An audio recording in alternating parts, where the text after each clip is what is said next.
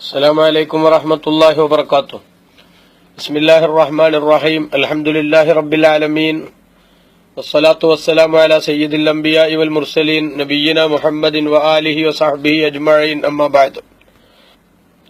പ്രിയമുള്ളവരെ, സക്കാത്തുമായി ബന്ധപ്പെടുത്തി ധനത്തെ സംബന്ധിച്ചും അതേപോലെ ശരീരത്തിന്റെ സക്കാത്തായ ഫിത്ർ സക്കാത്തിനെ സംബന്ധിച്ചും വളരെ ബ്രീഫായി നമ്മൾ കാര്യങ്ങൾ വിശദീകരിച്ചു.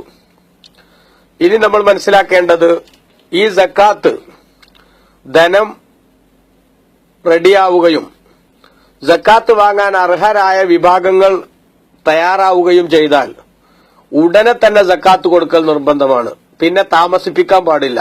എന്നാൽ കുടുംബക്കാര്, അതേപോലെ തന്നെ അയൽവാസികൾ, വളരെ അത്യാവശ്യക്കാർ, ഇങ്ങനെ തുടങ്ങി ചില ആളുകളൊക്കെ പ്രതീക്ഷിക്കേണ്ടതിനു വേണ്ടി താമസിക്കുകയാണെങ്കിൽ അങ്ങനെ താമസിപ്പിക്കുന്നതിന് തെറ്റില്ലെന്ന് ബഹുമാനപ്പെട്ട ഇബ്നു ഹജർ റളിയല്ലാഹു അൻഹു തന്റെ തുഹ്ഫയിലടക്കം വിശദീകരിച്ചിട്ടുണ്ട്.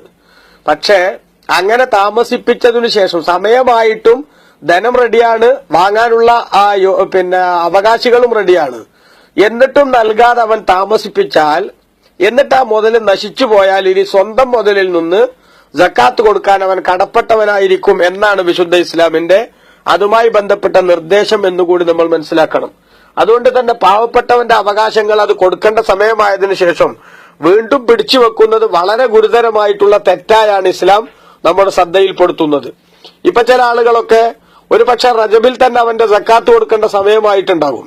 അവകാശികളും റെഡിയാണ്, സമ്പത്തും റെഡിയാണ്. പക്ഷെ റമദാൻ പുണ്യമാസമല്ലേ എന്ന നിലക്ക് ആ റമദാനിലേക്ക് സക്കാത്ത് മാറ്റിവെക്കുന്ന ശൈലിയുണ്ട്. അത് കടുത്ത തെറ്റാണെന്ന് മാത്രമല്ല, ബഹുമാനപ്പെട്ട ഇസ്ലാം അതുമായി ബന്ധപ്പെടുത്തി നടത്തുന്ന നിരീക്ഷണങ്ങളിൽ ഏറ്റവും പ്രധാനപ്പെട്ട ഒന്ന്, അത്രയും വിഹിതം അവന്റെ ധനത്തിൽ നിന്ന് ഇനി ആ പാവപ്പെട്ടവന്റെ അവകാശമായിരിക്കും. അതുകൊണ്ട് തന്നെ അതിനവൻ കച്ചവടം നടത്തുമ്പോൾ ആ വിഹിതം എന്ന് പാവപ്പെട്ടവന്റേത് കൈയിട്ട് വാരിയതിൽ നമ്മൾ കച്ചവടം നടത്തുക എന്ന അരുതാത്ത ഒരു പാതകം നമ്മുടെ ജീവിതത്തിൽ നടക്കുന്നതായാണ് വിശുദ്ധ ഇസ്ലാമിന്റെ അതുമായി ബന്ധപ്പെട്ട നിരീക്ഷണം എന്ന് നമ്മൾ ചിന്തിക്കണം. നിങ്ങൾ നോക്കൂ, അപ്പൊ അതുകൊണ്ട് തന്നെ സക്കാത്ത് കൊടുക്കേണ്ട സമയമായാൽ, അഥവാ ചാന്ദ്രിക വർഷമനുസരിച്ച് കൊല്ലം തികഞ്ഞാൽ, മുഹറം 10 കച്ചവടം തുടങ്ങിയ ഒരാള് അടുത്ത മുഹറം 10 ആയാൽ അവന് നിർബന്ധമായും സ്റ്റോക്ക് എടുപ്പ് നടത്തി അവൻ സക്കാത്ത് കൊടുത്തിരിക്കണം അതിന്റെ നിശ്ചിത വിഹിതം. അത് കഴിഞ്ഞിട്ട് അത് താമസിപ്പിക്കുന്നത് കടുത്ത തെറ്റും, അതേപോലെ തന്നെ മറ്റുള്ളവർക്ക്, അവകാശികൾക്ക് നമ്മൾ നൽകേണ്ടത് നൽകാതെ കഴിവുള്ളവൻ സുയിപ്പ് കാണിക്കുക എന്ന് പറയുന്ന അക്രമത്തിന്റെ പരിധിയിലും വരുമെന്നാണ് വിശുദ്ധ ഇസ്ലാമിന്റെ നിർദ്ദേശം. അതുകൊണ്ട് തന്നെ റമദാനാവട്ടെ എന്ന് പറഞ്ഞ് നേരത്തെ സക്കാത്ത് നിർബന്ധമായ ആളുകൾ അത് മാറ്റിവെക്കുന്നതും റമദാനിൽ കൊടുക്കാമെന്ന് വെക്കുന്നതും കടുത്ത അനീതിയാണ്, തെറ്റാണ് എന്ന് നമ്മൾ മനസ്സിലാക്കണം. എന്ന് മാത്രമല്ല, ഒരു കാര്യവും കൂടെ ഇവിടെ നമ്മൾ ശ്രദ്ധിക്കുക, സക്കാത്തും റമദാനും തമ്മിൽ പ്രത്യേകിച്ച് ബന്ധമൊന്നുമില്ല. മനസ്സിലായില്ലേ? സക്കാത്തും റമദാനും തമ്മിൽ പ്രത്യേകിച്ച് ബന്ധമല്ല, മറിച്ച് റമദാനും സദക്കയും തമ്മിലാണ് ബന്ധമുള്ളത്. അഥവാ ഐച്ഛിക ദാനങ്ങൾ, സുന്നത്തായ ധർമ്മങ്ങൾ, അത് റമദാനു ഷരീഫിൽ വർദ്ധിപ്പിക്കുക എന്നത് പുണ്യമുള്ള സമയം, പുണ്യമുള്ള മാസം എന്ന നിലക്ക് അത് കൂടുതൽ ഫലവത്താണ്. അതേ സമയത്ത് സക്കാത്ത് എന്ന് പറയുന്നത് എപ്പോഴാണോ അതിന്റെ സമയമാകുന്നത് ആ സമയത്ത് കൊടുക്കേണ്ടതാണ് എന്ന് നമ്മൾ മനസ്സിലാക്കണം. കാരണം സദക്ക നമ്മുടെ ഔദാര്യമാണ്, വേണമെങ്കിൽ കൊടുക്കാതിരിക്കാം. പക്ഷെ സക്കാത്ത് പറയുന്നത് പാവപ്പെട്ടവന്റെ അവകാശമാണ്, മുമ്പ് നമ്മൾ സൂചിപ്പിച്ചിട്ടുണ്ടല്ലോ. അതുകൊണ്ട് തന്നെ അത് സമയമായിട്ടും കൊടുക്കാതെ താമസിപ്പിക്കുന്നത് തെറ്റാണ്. ഏതായാലും ശരി, ആ സക്കാത്ത് നമ്മൾ കൊടുക്കേണ്ടത് 8 വിഭാഗം ആളുകൾക്കാണെന്ന് വിശുദ്ധ ഖുർആൻ പറയുന്നുണ്ട്. നിങ്ങൾ നോക്കൂ, സൂറത്തു തൗബ 9-ാം അധ്യായത്തിന്റെ 60-ാമത്തെ ആയത്തിൽ അള്ളാഹു പറയുന്നത് കാണാം, അഊദു ബില്ലാഹി മിനശ് ശൈത്വാനിർ റജീം, ഇന്നമസ് സ്വദഖാതു ലിൽ ഫുഖറാഇ വൽ മസാകീനി വൽ ആമിലീന അലൈഹാ വൽ മുഅല്ലഫതി ഖുലൂബുഹും വഫിർ റിഖാബി വൽ ഗാരിമീന വഫീ സബീലില്ലാഹി വബിനിസ് സബീൽ ഫരീളതൻ മിനല്ലാഹ് വല്ലാഹു അലീമുൻ ഹകീം.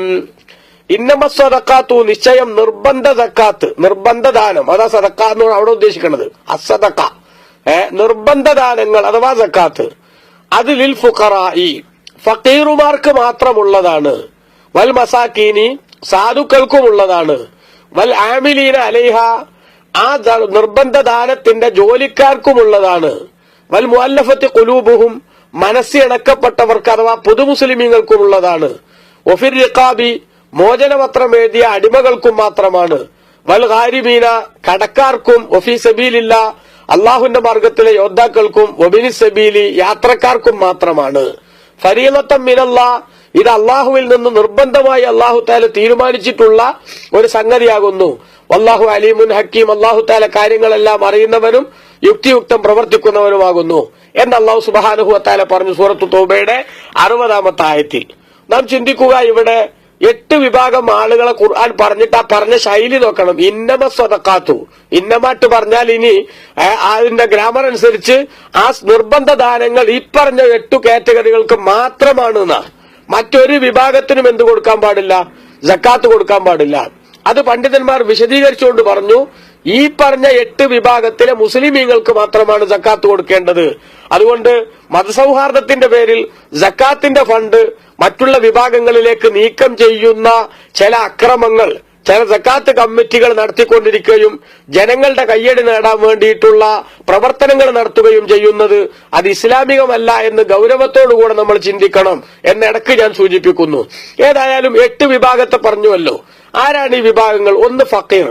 ഫക്കീർ എന്ന് പറഞ്ഞാൽ അവന്റെ കയ്യിൽ അവന് ജീവിക്കാൻ ആവശ്യമായിട്ടുള്ള ചെലവിനാവശ്യമായിട്ടുള്ള ധനമല്ല, അനുയോജ്യമായ ജോലിയും ഇല്ലാത്ത, ഒരു വകുപ്പും ഇല്ലാത്ത, 10 ഉറുപ്പ്യ ചെലവുണ്ട്, അതേസമയത്ത് 2 ഉറുപ്പ്യ പോലും വരുമാനമില്ലാത്ത ആള് എന്നാണ് എന്തിന്റെ അർത്ഥം? ഫക്കീർ എന്ന് പറഞ്ഞതിന്റെ അർത്ഥം. മിസ്കീൻ എന്ന് പറഞ്ഞാൽ അവനും ആവശ്യത്തിന് തികയാത്തവനാണ്. പക്ഷെ അവ തമ്മിലുള്ള വ്യത്യാസം എന്ന് പറയുന്നത് അവന്റെ ആവശ്യത്തിന് പൂർണ്ണമായി തികയില്ല, പക്ഷെ കുറെയൊക്കെ കിട്ടും. മറ്റേ തീരല്ലാത്തവ പരമദരിദ്രൻ എന്ന് പറഞ്ഞത്. മിസ്കീൻ എന്ന് പറയുമ്പോ കുറെയൊക്കെ അവന്റെ കയ്യിലുണ്ട്, 10 ഉറുപ്പ്യ ചെലവുണ്ട്, 5-6 രൂപക്ക് വരവുണ്ട്, എന്നാൽ ബാക്കി അവിടെ എന്ത് ചെയ്യാണ്? അവിടെ നഷ്ടാണ്. അങ്ങനത്തെ ആളുകൾ. സക്കാത്തിന്റെ ജോലിക്കാരെന്ന് പറയുന്നത് ഇസ്ലാമിക ഭരണകൂടം ഉള്ളിടത്ത് സക്കാത്തുകൾ പിരിക്കാനും ശേഖരിക്കാനും ഒക്കെ ഭരണാധികാരി നിശ്ചയിക്കുന്ന ആളുകളാണ് സക്കാത്തിന്റെ ജോലിക്കാർ. അത് ഇസ്ലാമിക ഭരണകൂടം ഉള്ളിടത്തും ആ അർത്ഥത്തിൽ സക്കാത്ത് പിരിക്കുന്നിടത്തും മാത്രമേ ഉണ്ടാവൂ. അതുകൊണ്ട് നമ്മുടെ രാജ്യം പോലുള്ള രാജ്യങ്ങളിൽ ആ ഒരു കാറ്റഗറി ഇല്ല എന്ന് നമ്മൾ മനസ്സിലാക്കണം. അപ്പൊ 8 ഇപ്പൊ തന്നെ ഔട്ടായി നടത്താം. വൽ മുഅല്ലഫത്തി ഖുലൂബുഹും, ഹൃദയം വെണക്കപ്പെട്ടവരെന്ന് പറഞ്ഞ 4-ാമത്തെ വിഭാഗം പുതുമുസ്ലിമീങ്ങളാണ്. ആ പുതുമുസ്ലിമീങ്ങൾ ഒരു പക്ഷേ ഇസ്ലാമിൽ വന്നുവെങ്കിലും അവരുടെ വാക്കിലും സമീപനത്തിലും ഒക്കെ ചിലപ്പോ ഇസ്ലാമിൽ കടന്നു വന്ന ഒരു മനസ്സുറക്കാത്തൊരവസ്ഥയൊക്കെ ഉണ്ടാവും. അപ്പോ അവരുടെ ആവശ്യങ്ങൾ നമ്മൾ പരിഗണിക്കുന്ന സമയത്ത് അവർക്ക് ഇസ്ലാമിനോടുള്ള മമത കൂടുകയും ഇസ്ലാം അവരിൽ ഉറക്കുകയും ചെയ്യും. ഒരു പക്ഷേ അങ്ങനത്തെ ആളുകളായിരിക്കും. അല്ലെങ്കിൽ അവര് അതിങ്ങനൊന്നും ആവശ്യമില്ലാത്തവരാ, അവര് വലിയ കേമന്മാരും ശ്രേഷ്ഠന്മാരും തന്നെയാണ്. പക്ഷെ അവർ ഇസ്ലാമിലേക്ക് കടന്നു വന്നിട്ട് അവരെ കൂടി നമ്മൾ ഈ നിലക്ക് ബഹുമാനിക്കുകയും പരിഗണിക്കുകയും ചെയ്യുന്നുണ്ടെന്ന് കാണുമ്പോൾ ഇസ്ലാമിലേക്കുള്ള മറ്റുള്ള ആളുകളുടെ വരവിന് എൻട്രിക്ക് അതൊരു പ്രചോദനമാവുമെങ്കിൽ ആ നിലക്കുള്ള ആളുകൾ അഥവാ പുതുമുസ്ലിമീങ്ങൾക്ക് സക്കാത്ത് കൊടുക്കണം. പിന്നെ പറയുന്നത് 5-ാമത്തെ വിഭാഗം വഫിർ റിഖാബി, മോചനപത്രം എഴുതപ്പെട്ട അടിമകൾ എന്നാണ്. അടിമ വ്യവസ്ഥ നിലവിലില്ലാത്ത സ്ഥിതിക്ക് ആ കാറ്റഗറി നിന്ന് ഔട്ടാണ്, ഞാൻ വിശദീകരിക്കേണ്ടതില്ല. അതുകൊണ്ടപ്പോ 8 നിന്ന് 2 ഔട്ടായി. ഇനി പറയുന്നത് പോലെ ഗാരിമീൻ, കടക്കാര്, കടം കൊണ്ട് വിഷമിക്കുന്നവർ എന്ന് പറയുന്നത് വളരെ വിശാലമായ ഒരു വിഷയമുള്ളതാണത്. സ്വന്തം ആവശ്യത്തിനു വേണ്ടി, കുറ്റകരമല്ലാത്ത ആവശ്യത്തിനു വേണ്ടി കടം വാങ്ങിയതായാലും അതേപോലെ തന്നെ കുടുംബം പോറ്റാൻ വേണ്ടി നിവൃത്തിയില്ലാതെ കടം വാങ്ങിയതായാലും അതൊക്കെയും ഈ പറഞ്ഞ കടക്കാരൻ എന്ന് പറഞ്ഞതിന്റെ പരിധിയിൽ വരും. അതോടൊപ്പം തന്നെ മുസ്ലിമീങ്ങളുടെ പൊതു കാര്യങ്ങൾക്ക് വേണ്ടി, ഉദാഹരണമായിട്ട് ബഹുമാനപ്പെട്ട ഫത്തുൽ മുയിലൊക്കെ നമുക്ക് കാണാൻ സാധിക്കും. ഒരാള് വയുഴ്ത്തൽ മുസ്തദീനു ലി മസ്ലഹത്തിൻ അഹമ്മത്തിൻ, ഒരു പൊതു നന്മക്ക് വേണ്ടി കടം വാങ്ങിയ ആൾക്ക് സക്കാത്ത് നൽകപ്പെടണം.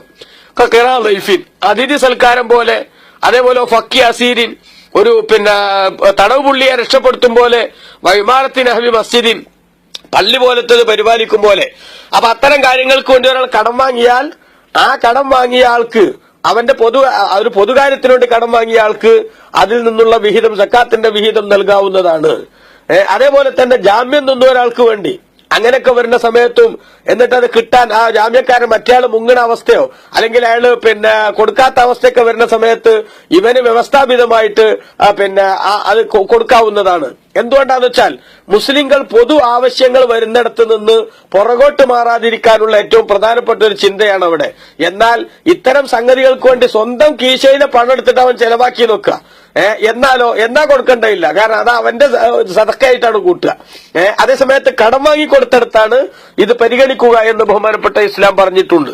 പിന്നെ പറയുന്നത് വഫീ സബീലില്ല, അള്ളാന്റെ മാർഗത്തിലുള്ള യോദ്ധാക്കൾ എന്നാണ്. ഇസ്ലാമിക ഭരണകൂടത്തിന് കീഴിൽ കൃത്യമായ വ്യവസ്ഥയോടുകൂടെ നടക്കുന്ന ധർമ്മ പോരാട്ടങ്ങളിൽ പിന്നെ ഫ്രീ ആയി സംബന്ധിക്കുകയും അതിനുവേണ്ടി പേര് രജിസ്റ്റർ ചെയ്യുകയും ചെയ്തിട്ടുള്ള ആളുകളാണ്. ശമ്പളം പറ്റാതെ ആ നിലക്ക് ജോലി ചെയ്യുന്നവരാണ് സബീലുള്ള എന്ന് പറഞ്ഞുകൊണ്ട് ഉദ്ദേശം. അതും ഇസ്ലാമിക ഭരണകൂടമില്ലാത്ത നമ്മുടെ രാജ്യം പോലത്തടത്തൊന്നും എന്തില്ല, ആ ഒരു കാറ്റഗറിയും ഒരു നിലക്കും വരില്ല. അപ്പൊ 3 വിഭാഗം എന്തായാലും നമ്മുടെ നാട്ടിലൊക്കെ ഔട്ടാണ്. ഒന്ന് സക്കാത്തിന്റെ ജോലിക്കാര്, രണ്ടാമത്തത് മോചനപത്രം എഴുതിയ അടിമ, മൂന്നാമത്തത് അള്ളാഹുവിന്റെ മാർഗത്തിലെ യോദ്ധാക്കൾ എന്ന് പറയുന്നത്. നാലാമത്തത് പിന്നെ ഇനി 8ാമത്തെ വിഭാഗം വബിനി സബീൽ, യാത്രക്കാര്.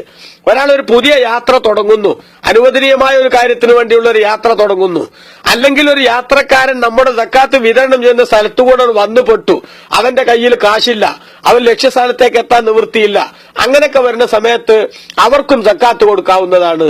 ഇപ്പറഞ്ഞ 8 വിഭാഗങ്ങൾക്ക് മാത്രമാണ് സക്കാത്ത് എന്ന് പറഞ്ഞപ്പോൾ പള്ളിക്കും മദ്രസക്കും ഒന്നും സക്കാത്ത് കൊടുത്തുകൂടാന്ന് ഇപ്പൊ പറഞ്ഞത് മനസ്സിലായല്ലോ.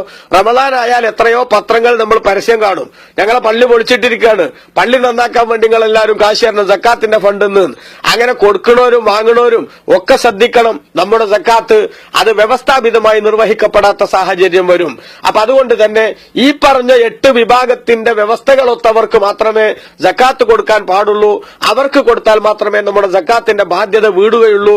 കൊടുത്തു എന്നതുകൊണ്ട് മാത്രമായില്ല, ആ കൊടുക്കുന്നത് സക്കാത്തായി പരിഗണിക്കാനുള്ള കണ്ടീഷൻസ് നമ്മൾ കീപ്പ് ചെയ്തിട്ടുണ്ടോ എന്നത് പ്രത്യേകമായി പരിഗണിക്കേണ്ടതും അത് നമ്മൾ ഉൾക്കൊള്ളേണ്ടതുമാണ് എന്ന് കൂടി ഇവിടെ മനസ്സിലാക്കണം. പ്രിയപ്പെട്ട സഹോദരങ്ങളെ, ഇന്നിപ്പോ സക്കാത്ത് കമ്മിറ്റികൾ ഉണ്ടാക്കിയിട്ട് അവര് സക്കാത്ത് ആളുകളിൽ നിന്ന് വാങ്ങുമ്പോ സക്കാത്തിന്റെ ജോലിക്കാരാണ് ഞങ്ങൾ എന്ന് പറയുന്ന സ്വഭാവം പലയിടത്തും ദുർവ്യാഖ്യാനത്തിന്റെ ആശാന്മാരെ നടത്തുന്നതായിട്ട് അറിയാൻ സാധിക്കുന്നുണ്ട്. അതേപോലെ എവിടെങ്കിലുമൊക്കെ CD വിതരണം ചെയ്യാനും ജനങ്ങളെ ഈമാൻ ഭയപ്പിക്കാനൊക്കെ ശ്രമിക്കുന്ന ആൾക്കാർ ഇതൊക്കെ സബീലില്ലയുടെ മാർഗമാണ് എന്ന് പറയുന്നതായിട്ടും കേൾക്കാൻ സാധിക്കുന്നുണ്ട്. അത്തരക്കാർക്കൊക്കെ സക്കാത്ത് കൊടുത്ത് പരലോകത്ത് കൈകടിക്കേണ്ട ദുരന്തത്തിലേക്ക് എത്തിപ്പെടരുത് എന്ന മുന്നറിയിപ്പ് എന്റെ പ്രിയപ്പെട്ട സഹോദരങ്ങളോട് വിനീതമായി നടത്തുന്നു. അല്ലാഹു സുബ്ഹാനഹു വ തആല നമുക്കെല്ലാം നാഫിയായ ഇൽമു നൽകുമാറാവട്ടെ. ഉള്ളതുപോലെ മനസ്സിലാക്കി അത് ഉൾക്കൊണ്ട് ജീവിക്കാനുള്ള തൗഫീഖ് നൽകട്ടെ. ആമീൻ. വസല്ലല്ലാഹു അലാ സയ്യിദിനാ മുഹമ്മദ് വആലിഹി വസഹബിഹി അജ്മഈൻ വൽഹംദുലില്ലാഹി റബ്ബിൽ ആലമീൻ. വസ്സലാമു അലൈക്കും വറഹ്മത്തുള്ളാഹി.